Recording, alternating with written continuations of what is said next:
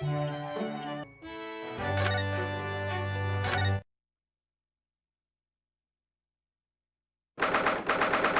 9th of March, 8 a.m. Good morning, Iris. Good morning, Mr. Sholmes. Good morning, Susie. I'll get breakfast on the table for us all. Mr. Sholmes, come now, why the long face? Sorry, the thing is, I just had a rather strange envelope posted on my door this morning. With some rather strange things inside. What strange things? What was it, Reno? Did I catch the scent of a mystery in the air? I get so excited, I'm afraid. There's just 5 orange pips. I can't imagine what it could possibly be. Orange pips, Mr. Naruto? 5 of them? What's the matter with you? It's a bit of an overreaction, isn't it? Overreaction, Mr. Naruto? You don't understand. It's a warning, a notice of imminent danger to your life. My life? What's the meaning of this, Mr. Sholmes? My dear fellow, why do you make such an inquiry of me? Because the name of the sender was written on the envelope, and it was yours. You're right, Reno. It says sent by Sholmes, envoy hell. Ha ha ha. So my little ploy has been exposed. Well, so be it. Pass your mind back, if you will, Mr. Naruto, for the time of our dining last night. Mrs. Sato cooked Japanese food for us. Indeed. In particular, you may recall the final norimaki sushi roll that I was about to save her. As before you swooped in with your lacking chopsticks and filched it from under my nose. I assume because you left it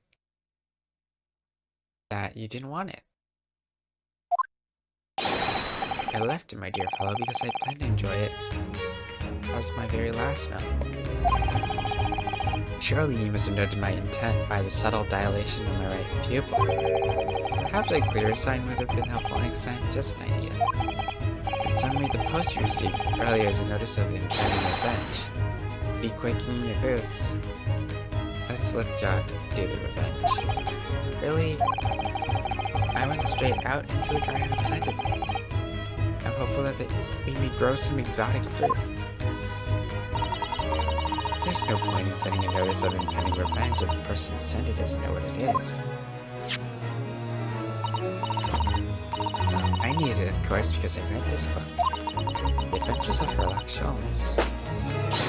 On sale now in all major London bookshops and receiving rave reviews. Of course, it's finally been published, hasn't it? I hear it's selling very well. It is, 12 short stories in one volume. I earned a lifetime spending money already. And it has further bolstered my name. In fact, only the other day Bohemian King sought to engage my services. Really? That's extraordinary. Of course, the gentleman persisted with some pretense about being a fishmonger for the duration. But only a fool presumed to be able to deceive my eyes with such a charade. How did you know he was a king then? There's no mystery, my dear fellow. A distinct smell of fish accompanied the man's lowly apparel. And though he tried to hide it, the left side of his moustache quivered in a quite manifest manner. Oh, Mr. Sholmes. That's brilliant. Having neatly resolved the case for a man, I sent quantity of fresh cod as a mark of his appreciation. I think perhaps you shouldn't discount the possibility he actually was a fishmonger.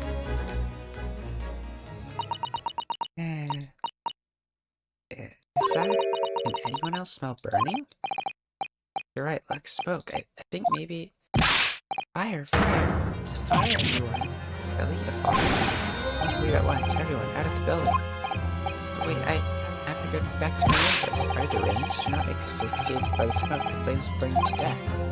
My Daruma doll. I can't let my Daruma burn. It means too much. Wait, I'm gonna make a dash for it upstairs. There's no time for jokes, Iris. Go quickly get out of here. But there is no fire. Is there, Hurley? Huh? What a delight to see that ploy enacted in the flesh. I wouldn't dare to dream that I'd be so lucky. Miss Sato? Oh dear. Indeed, it was a ploy. The devil engineered by my mawkish spirit. It was all a trick, but why? It's a single experiment of the mind, scenario. When his life is threatened, the fellow is compelled instinctively to protect that property to which he attaches matching importance. And after your own life, Bruno, the most important things do seem to be your Darwinatol. Let's not dwell on that, shall we, Iris? So you knew all along, says Sato. That it was a trick? Yes, of course. What? In the adventure that shows. Until now, in all major London bookshops and receiving great reviews. Not again. I've used this device quite satisfactorily in the process of the case. Oh yes, it was a great success, wasn't it? But then it became something of a habit until you started getting fired at every crime scene. In the end, people started to pay no attention to you at all. Yeah, that's true. There was the time when I was known for the Sholmes who cried wolf. I think there's a lesson to be learned in there somewhere. Sadly, my little boy failed to yield results this time. I was utterly unmoved. What do you mean?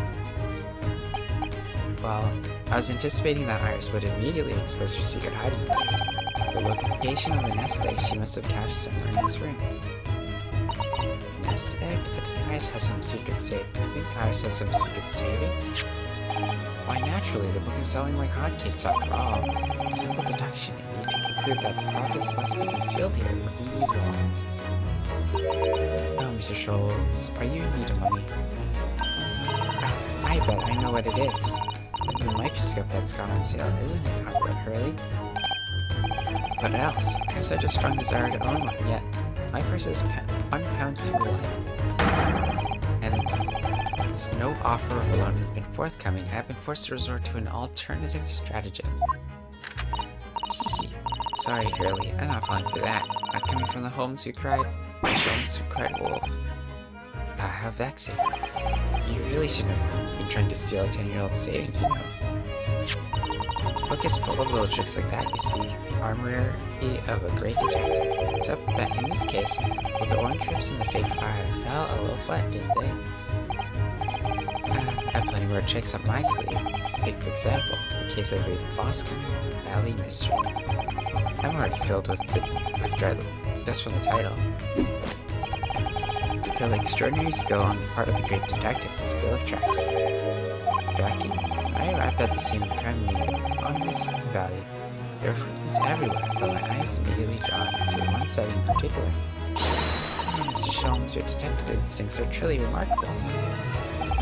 As you know, my dear madam, no detail, no matter how small, escapes the scrutiny of these eyes. So I track my quarry, following the trail of his footsteps all the way to this man's place of residence. Headed directly to the culprit's house? What a triumph! You have misunderstood. It led me directly to my own house, my dear fellow. The footprints were, in the final analysis, those made by my own shoes. Hurley had left there for Boscombe Valley as soon as he received the telegram about the case, you see. And he followed his own trail straight back here to Baker Street. Now, Iris, please. You make it sound like a humdrum. I assure you, it's no easy feat. Nothing of this nature is a skill possessed only by the great Sherlock Holmes.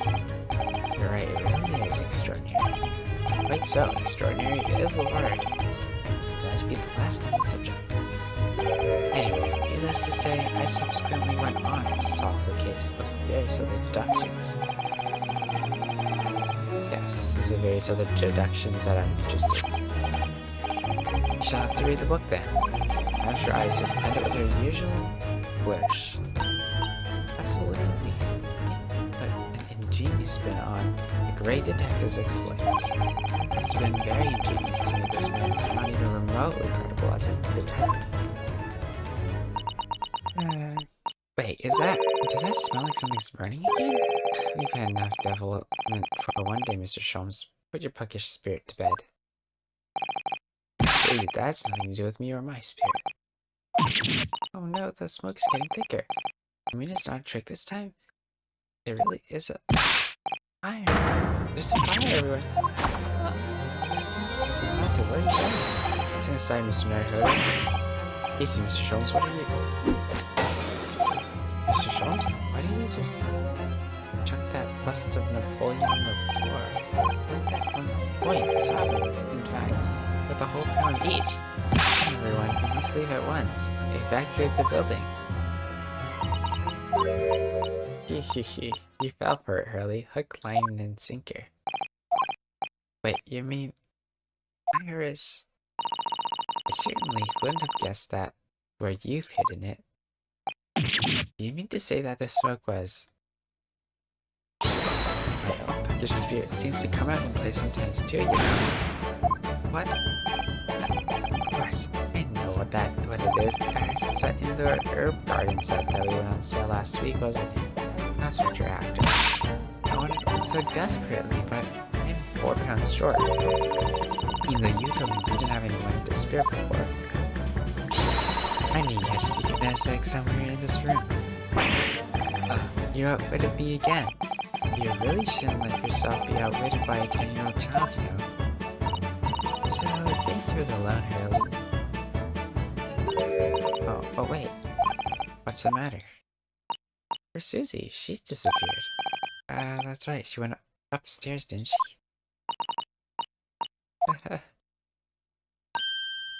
What are you all still doing here? Perhaps evacuate. It won't be long before the fire is...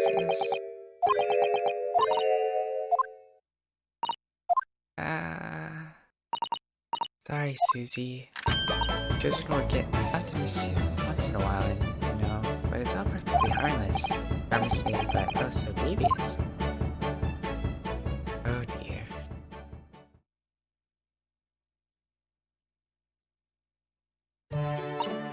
Oh well, at least nobody's hurt.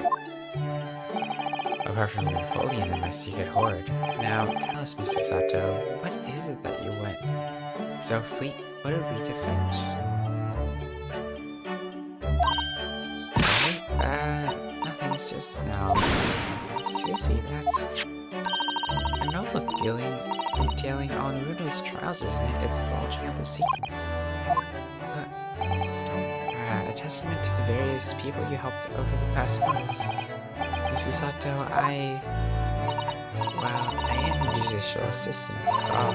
I would do anything to ensure the safety of these records, even risk my life if necessary. I mean, it's very important to me.